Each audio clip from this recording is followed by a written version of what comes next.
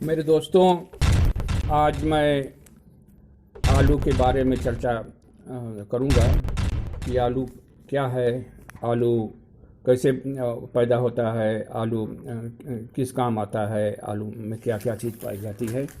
तो आलू, जैसा आप जानते हैं कि अंग्रेजी में इसको पोटैटो कहते हैं। आलू पोटैटो सब्जी के रूप में पैदा की जाती है। सब्जी वाली फसल है। हर सब्जी के साथ हर मौसम में इसकी खेती होती, सब्जी खाई जाती है। इसकी खेती रबी में और जाड़े में ज़्यादा की जाती है और इसमें इसकी उपज भी अन्य फसलों की अपेक्षा ज़्यादा होती है। और ये हर समय और कोई फसल नहीं पैदा होती है, और जब कभी कभी अकाल पड़ जाता है तो आलू की फसल ही काम आती है। इसका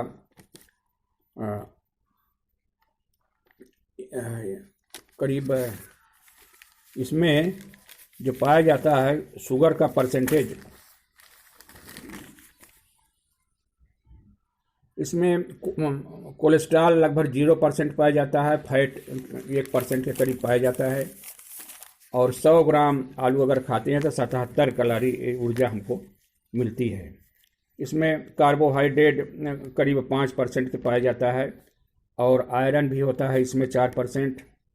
vitamin D, vitamin D6, vitamin A ये पाया जाता है। विटामिन डी नहीं इसमें पाया जाता। मैग्नीशियम करीब 5% के होता है।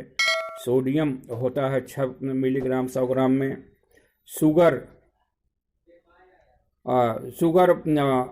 होती है, शुगर होती है 12% के करीब होती है इसमें। ये बहुत ही हर फसल के साथ ही उगाया जा सकता है। इसमें पैदावार भी खूब होती है। इसकी बहुत सी वैरायटियां हैं। इसकी एक वैरायटी राजेंद्र आलू 1 करके है। कुफरी, सिंदूरी, कुफरी, लालिमा, ये जातियां पिछेती जाती है। 120 दिन से लेकर के 130 दिन में पैदा होती है। इसमें सबसे ज़्यादा पैदा होने वाली कुफरी सिंदूरी है। 120 से 125 दिन में होती है, जो लगभग 300 से 400 कुंतल प्रति हेक्टेयर इसकी पैदावार हो जाती है। 1 हेक्टेयर में 300 से 400 कुंतल इसकी पैदावार हो जाती है। जो जल्दी पैदा होने वाली हैं, जिनको कि हम यूँ समझिए कि हिंदी महीने में दिवाली के बाद से लेकर के हस्त नक्षत्र, हथिया नक्षत्र होती है बरसात में, ये समझिए अक्टूबर के शुरू से लेकर के दिवाली तक की इसका उचित समय होता है। ये माने अक्टूबर के पहले सप्ताह से लेकर के दिसंबर तक हम आलू बो सकते हैं। अक्टूबर के प्रथम सप्ताह से लेकर के दिसंबर तक आलू बो सकते, अंतिम सप्ताह तक बो सकते हैं। लेकिन उचित समय इसका होता है 5 नवंबर से 20 नवंबर तक, ये उचित समय होता है। इसमें जो हमने बताया अभी राजेंद्र 1, ये तो लेट वैरायटी है, 120 से 125 दिन में पैदा होने वाली है। लेकिन राजेंद्र आलू 3, कुफरी ज्योति, कुफरी बादशाह, कुफरी पोखराज, कुफरी सतलज, कुफरी बहार, ये मध्य वैरायटी भी है, अगेती भी वैरायटी है। बीच में भी बोया जा सकता है इसको, और पहले भी बोया जा सकता है। अक्टूबर के पहले सप्ताह में बोया जाता है। ये 90 से लेकर के 105 दिन में ये तैयार हो जाती हैं। इनकी जहाँ तक बीज का सवाल है, कितना बीज लगना चाहिए इसमें, तो आलू में जो 15 सितंबर, कुछ जातियाँ 15 सितंबर से ही बो सकते हैं, जहाँ पानी के साधन की खेत ऊंचाई पर है, पानी कम बरस रहा है, तो वहाँ पर कुफरी सूर्या, कुफरी ख्याति, अगेती हैं। इसमें कुफरी चंद्रमुखी, अशोका, लालिमा, अरुण, बादशाह, सिंदूरी, ये 15 अक्टूबर तक की आप बो सकते हैं इनको। इनमें करीब 25-30 कुंतल बीज 1 हेक्टेयर में लगता है। 25 से 30 कुंतल बीज 1 हेक्टेयर में लगता है। और यह करीब 75 से 90 दिन में जो अगेती है कुफरी ख्याति, ये 75 से 90 दिन में तैयार हो जाती है। और जो अगेती हैं ये भी 70 से 90 दिन और 90 से 100 दिन, ये समझिए कि 90 से 105 दिन तक की ये तैयार हो जाती हैं। इनमें उपज जैसा आप खेती करेंगे 250 से लेकर के 300-350 कुंतल प्रति हेक्टेयर इसकी पैदावार होती है। इसकी खेती के बारे में जहाँ तक किया संभव हो, खेती के लिए खेत का भी चयन करना जरूरी है कि खेत हमारे सही हों। अगर हम मटियार ज़मीन में पैदा कर देते हैं या ऊसर में पैदा बो देते हैं तो आलू वहाँ पर नहीं होगा। तो इसके लिए ऐसी होनी चाहिए, खेत ऐसा होना चाहिए जहाँ पर जल भराव न होता हो, जल न रुकता हो, ऊसर न हो और सिंचाई की सुविधा हो।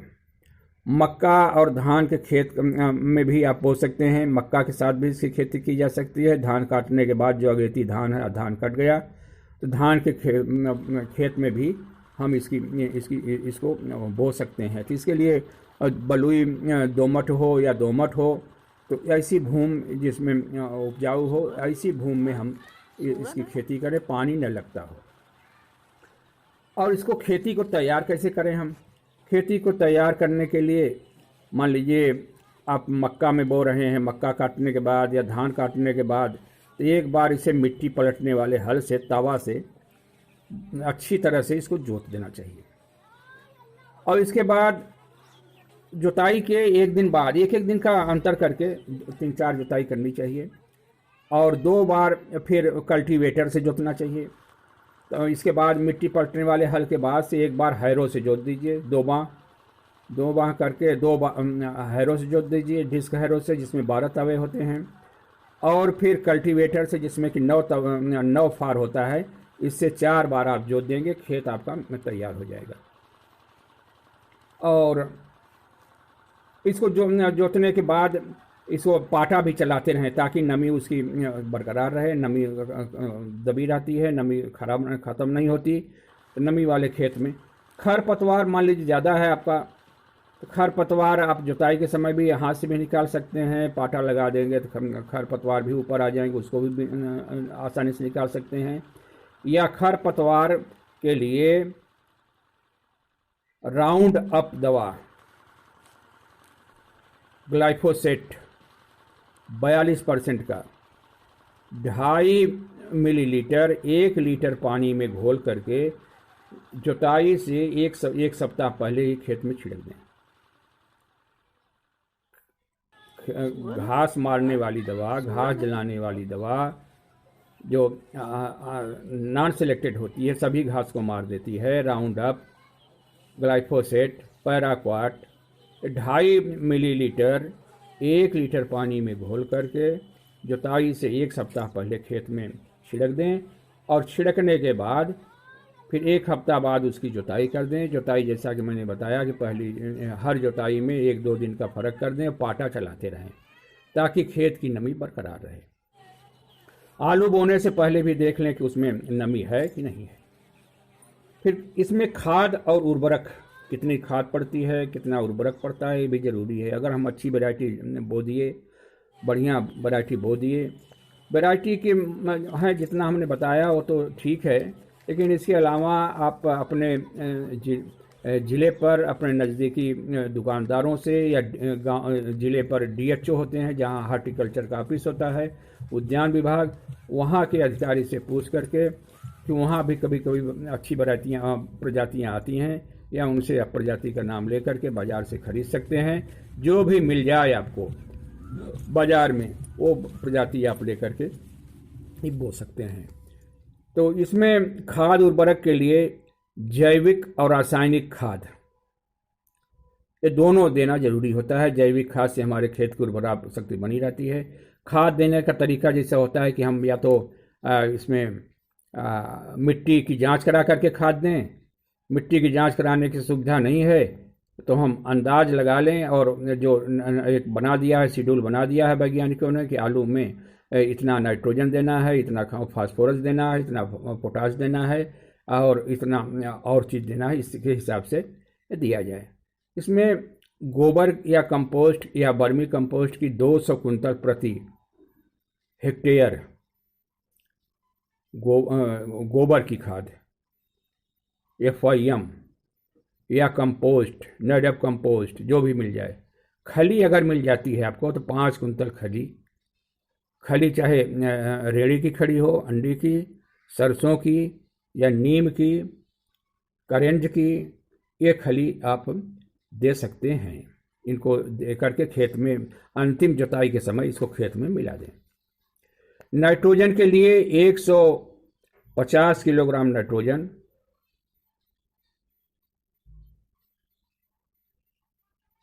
ये हमें पूरे फसल में देना चाहिए।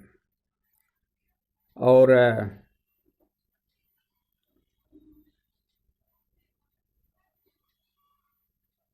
करीब 60 किलो पोटास और 100 किलो पोटास, 60 किलो फास्फोरस, ये हमें दे रिकमेंड किया है जैसा वैज्ञानिकों ने, इस हिसाब से हमें देना चाहिए।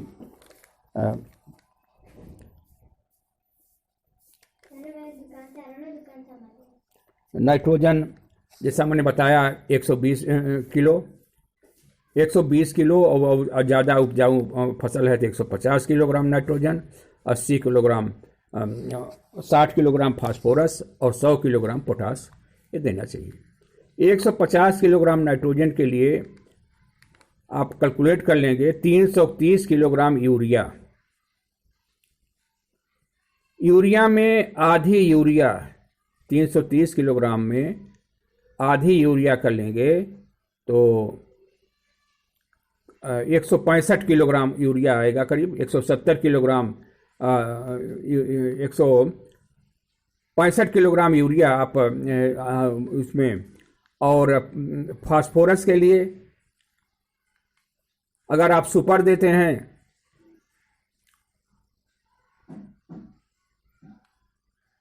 तो करीब डीएपी देते हैं 200 किलोग्राम और सुपर देते हैं तो 560 kilogram super phosphate, single super phosphate 560 kilogram, और डीएपी से देते हैं तो 200 किलोग्राम डीएपी। दोनों में से एक ही खाद देनी है आपको। पोटास के लिए 100 किलो पोटास के लिए 170 किलोग्राम एमओपी खाद ये देनी चाहिए। इसको मिला करके आधी नाइट्रोजन, जैसा कि मैंने बताया 165 किलोग्राम नाइट्रोजन और 200 किलोग्राम डीएपी या 560 किलोग्राम एसएसपी या 170 किलोग्राम एमओपी मिला करके ये बोते समय ही नालियों में खाद में दे देना चाहिए। खाद देखिए देते समय ध्यान ये रहे कि डायरेक्ट बीज खाद के संपर्क में न आवे, नहीं तो सड़ने लगता है। ऐसा किया जाए कि एक नाली बना दिया जाए, उस नाली में पहले खाद दिया जाए, नाली से 5-10 सेंटीमीटर की दूरी पर दूसरी नाली बना दिया जाए जिसमें कि आलू बोया जाए। इस तरह से खाद उस आलू को और फसल को मिल जाएगी। आधी नाइट्रोजन जो बचेगी आपकी 150 किलोग्राम जो नाइट्रोजन बचेगी, उसको जब मिट्टी चढ़ाते हैं, थोड़ा सा आलू जम जाता है, 25-30 दिन के बाद जब मिट्टी चढ़ाते हैं, मिट्टी चढ़ाने में उसको गुड़ाई करके उसमें आधी नाइट्रोजन का छिड़काव करके उसको मिट्टी चढ़ा दें। तो इस तरह से हमारी बुआई खेत की तैयारी हो गई, खेत का सिलेक्शन हो गया और बुआई खाद की हो गई, खाद की मात्रा हो गई।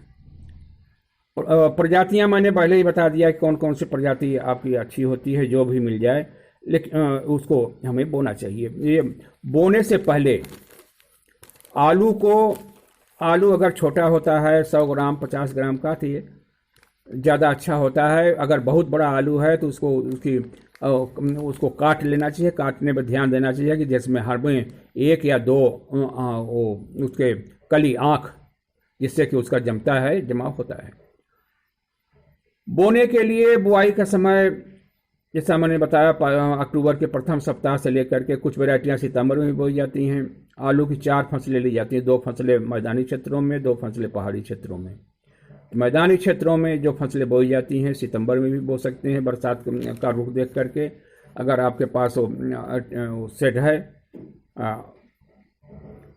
तो उसमें भी आप आलू किसी भी समय आप बो सकते हैं। वैज्ञानिक तरीका आ गया है, उसमें प्लास्टिक सेट जो लगा रहता है ग्रीन वाला, ग्रीन शेड, उसमें आप किसी भी समय में आप सीजन सब्जी का भी खेती कर सकते हैं। बोने से पहले जब आप लेते हैं आलू, स्टोर से निकालते हैं, तो स्टोर से निकालने के बाद 1 हफ्ता उसे बाहर छाए में तिरपाल पर या और पुराने बोरे पर फैला देना चाहिए। फैलाने से उसमें जो उसका स्टोर जो उसका स्टार्च जम गया है, वो स्टार्च फिर शुगर में बदल जाता है, अंकुरण निकल जाते हैं। अंकुरण निकल आने के पर फिर इसको फंगिसाइड से और किसी एंटीसेप्टिक दवा से इसको उपचारित करके तभी बोना चाहिए। एंटीसेप्टिक दवा में स्ट्रेप्टोमाइसिन है, फफूंदी नाशक में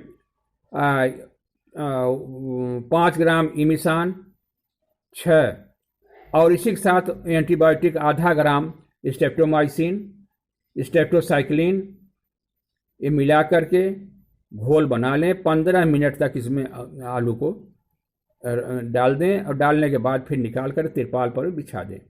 जब घोल गंदा हो जाता है या कम हो जाता है तो उसको फेंक दें। फेंकने के बाद उसमें फिर दूसरा घोल बना लें। अगर आपके पास इमिसान नहीं मिल रहा है तो कोई भी दवा, इंडोफिल, M45 या कैप्टान या ब्लाइटॉक्स, एगलाल, कोई भी दवा 2.5 ग्राम 1 लीटर पानी में घोल करके इसको बना दें और इसमें आलू के बीज को डाल दें।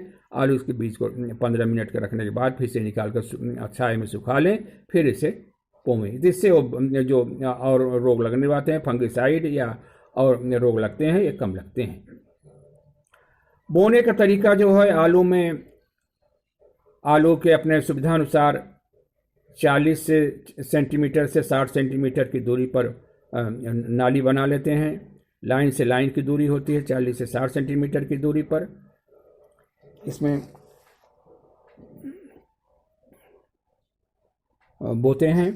अगर मक्का में बोना है तो मक्का में 1 लाइन पर 2 पंक्तियों में 60 सेंटीमीटर की दूरी लगाते हैं, बीच में मक्का बो देते हैं। मक्का बोने के लिए अभी बता रहा हूं मैं। अगर गन्ने में भी आलू की बुआई कर सकते हैं कि गन्ने की 2 पंक्तियों के बीच में 2 पंक्ति आलू की बोई जाए। इसमें भी 40 से 50 सेंटीमीटर दूरी पर आलू की पंक्ति बोई जाती है। और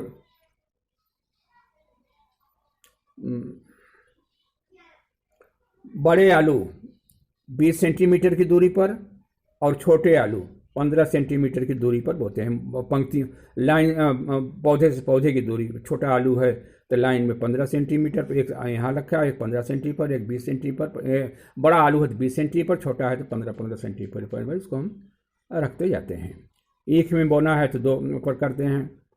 ये बोने के तरीका में या तो कुदाली से बोते हैं, कुदाली से समतल खेत में कुदाली से थोड़ा सा गड्ढा बना करके उसमें हम बो देते हैं। फिर उस पर मिट्टी से, हल्की मिट्टी से ढक देते हैं। एक लाइन में खाद डालते हैं, दूसरी लाइन में आलू बोते हैं, फिर इसको मिट्टी से ढक देते हैं। मिट्टी से ढकने के बाद जब आलू जम जाता है तो उसे फिर हम उस पर चढ़ा के मेड़ बना देते हैं।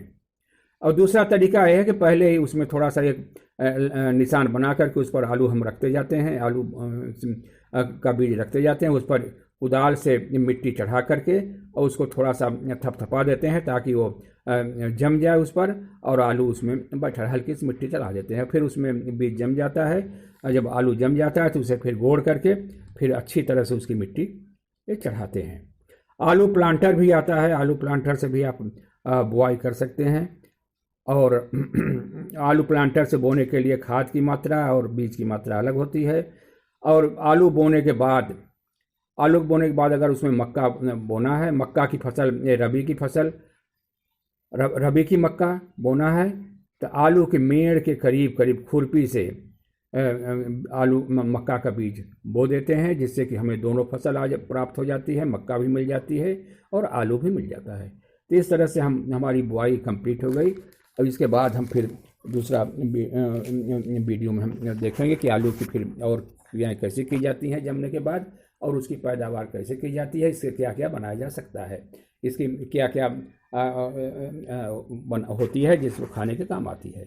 तो यहीं पर मैं अब वीडियो इसको समाप्त करता हूँ। मेरे वीडियो को लाइक कर दीजिए, अपने दोस्तों में शेयर कर दीजिए, और जो न समझ में आए हमसे फिर से कमेंट के जरिए से पूछ सकते हैं।